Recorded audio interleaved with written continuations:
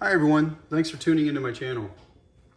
I'm really excited today to share with you guys that I finally have tensioner parts in stock. This has been a long road to get these parts here, and I wanted to give you guys a little bit of background as to why it's taken so long. So one of the main reasons for this is due to cost. Effectively, ever since I made the first prototype units, the cost to manufacture these has doubled, and it just made it really hard to justify the cost of these and get it down to a price point that made sense. So, and one of the reasons why the cost has increased so much is basically due to COVID and inflation. It makes no sense, but it is what it is, and it's just where we're at today. So the good news is I was able to reduce the cost, and in doing so, I was able to implement some significant design improvements as well. So without further ado, what you see in front of you is the new tensioner. On the left is the pre-production version, and on the right here is the latest production version.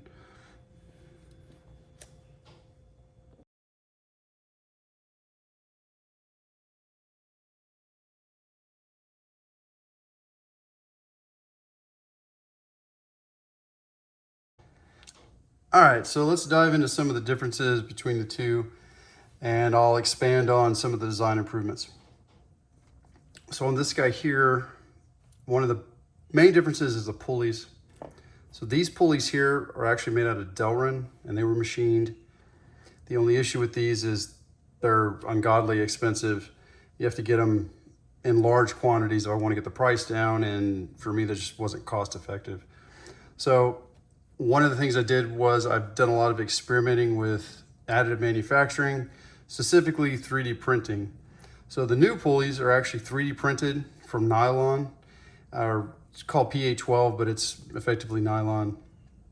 And they're vapor smoothed, so you can see they have a really nice appearance to them. Slightly textured finish, but it's the vapor smoothing makes them glossy and it seals the surface.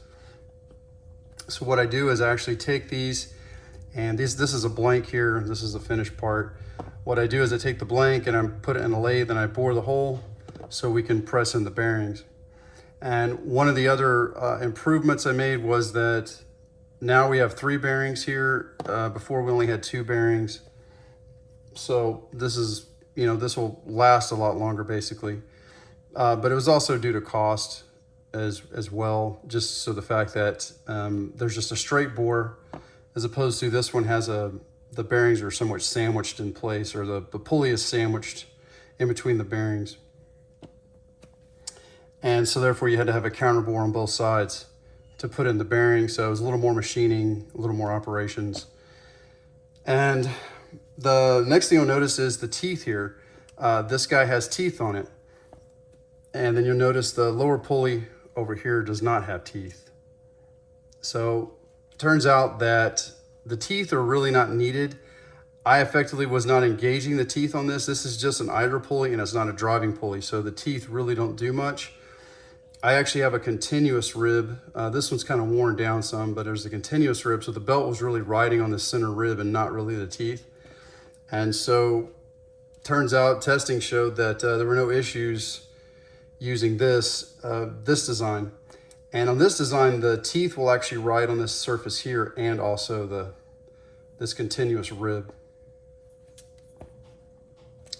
One of the next things that I changed was I'm no longer using a proprietary mounting bolt. I'm using an off-the-shelf mounting bolt from a major bike manufacturer. So I don't have to worry about these, having to make these in large quantities, get the cost down. These are already cheap and they're readily available. These are aluminum, 7075. These here were titanium.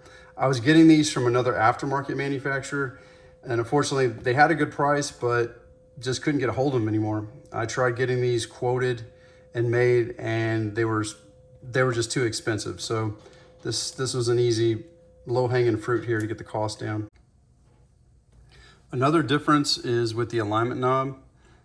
So this alignment knob was actually machined out of Delrin, but it was somewhat small. It was effective, but it was a little bit hard in some cases to turn the knob and grip it.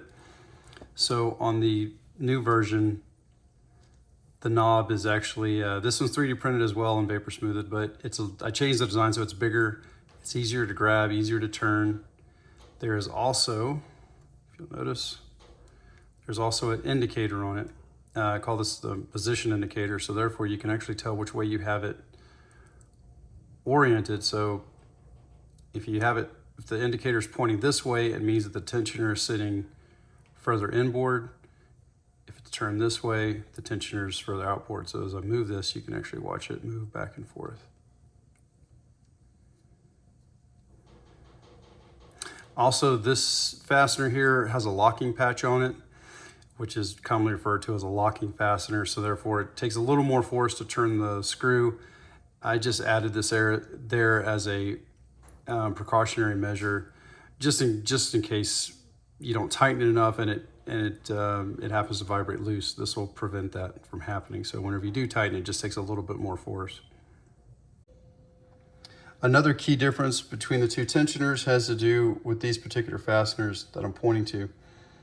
This one is a socket head, button head cap screw. This one is a flat head with a Torx T27 interface.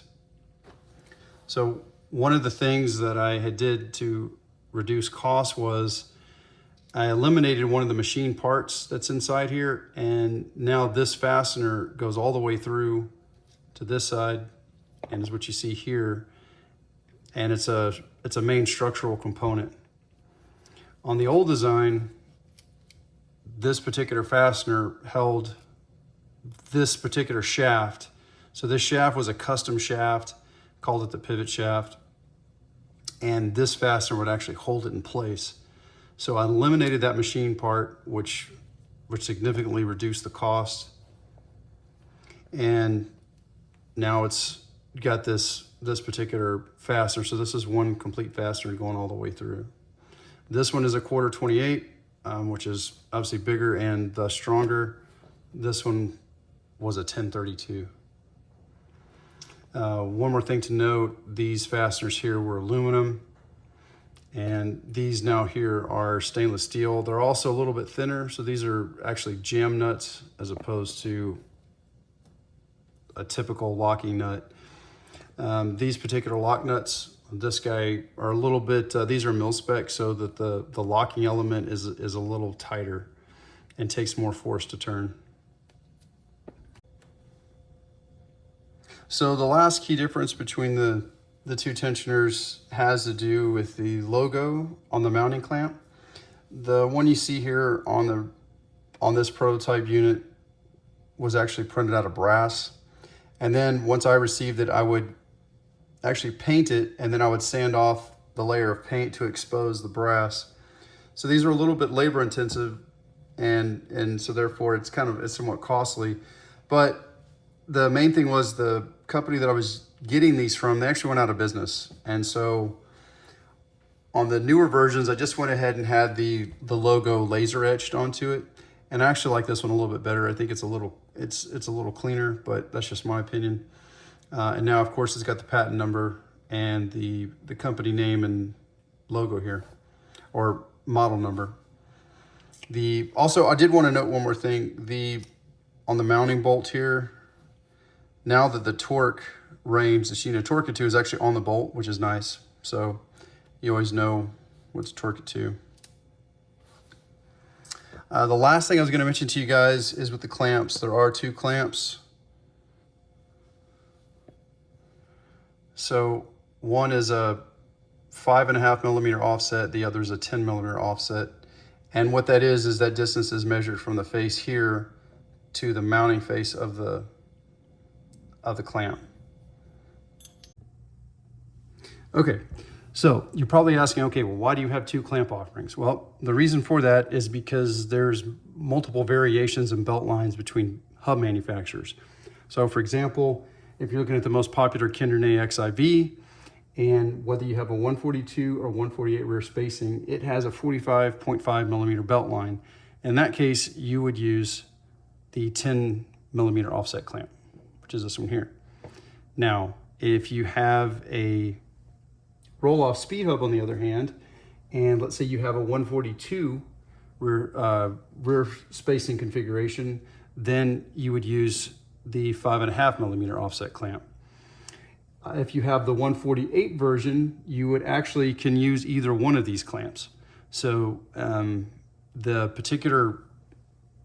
this is the housing here that we're looking at, which is, you know, this portion of the tensioner. And there is a wide range of adjustment here with the course alignment. There's actually 5 positions now instead of 4 with the older design.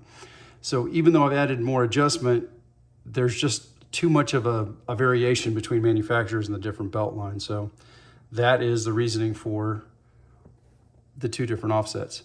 And also keep in mind that roll-off actually makes it more complicated because they have several different spline carriers. So this is, let's just show you right here, this is a roll-off hub. I don't have a sprocket to put on here at the moment, but the carrier here, which holds the actual sprocket, they make several variations of this. And with that, you can actually further adjust your belt line. In addition to the Gates sprocket, you can flip it 180 degrees to further change your belt line. So you can really fine tune your belt line with that, but I've tried my best with this tensioner to make it as flexible as possible for the various hubs out there. So that's pretty much all the differences between the pre-production version tensioner and the new production version. The only thing left to say is, what all of you guys have probably been wanting to know is, how much does it cost? Well, the price is now set at $475 plus shipping. If you are indeed interested, please send me an email at the address shown at the end of the video. Please include your make and model of the bike that you're going to plan on using this on, the hub you plan on using, and the gearing that you'd like to use. If you don't know the gearing, I can suggest something for you. Just let me know.